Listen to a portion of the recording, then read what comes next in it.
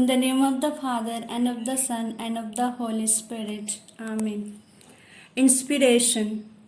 Father John Mary Howe waited with unfailing hope for that day to come once again, to be together with all his sons and daughters under the victorious banner of Christ the King of the universe, in order to win many hearts for him. Living Word.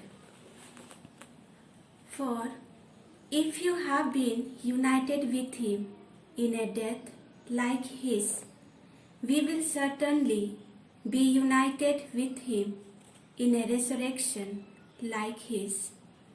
Romans chapter 6 verse 5. Reflection.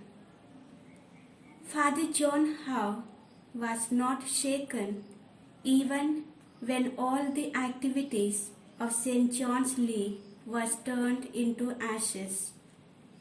He knew well that Christ the King of the universe, the sole master of his very life, would never allow perishing his works in the fire of hell or the powers of darkness.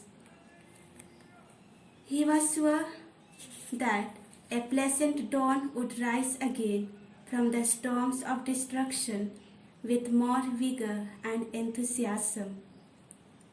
When we possess unfailing faith and hope, we can move even the mountains.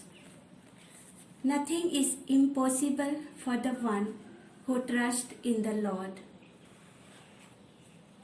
Hope is the thing with feathers that perches in the soul and sings the tune without the words and never stops at all. Lord, give me the grace to have an unfailing faith, hope, and trust, to believe that from the ashes of destruction a new creation will arise. A Christian will part with anything rather than his hope.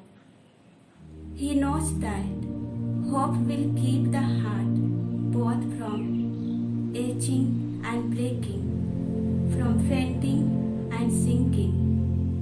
He knows that hope is a beam of God, a spark of glory, and that nothing shall extinguish it till the soul be filled with glory, says Thomas Brooks.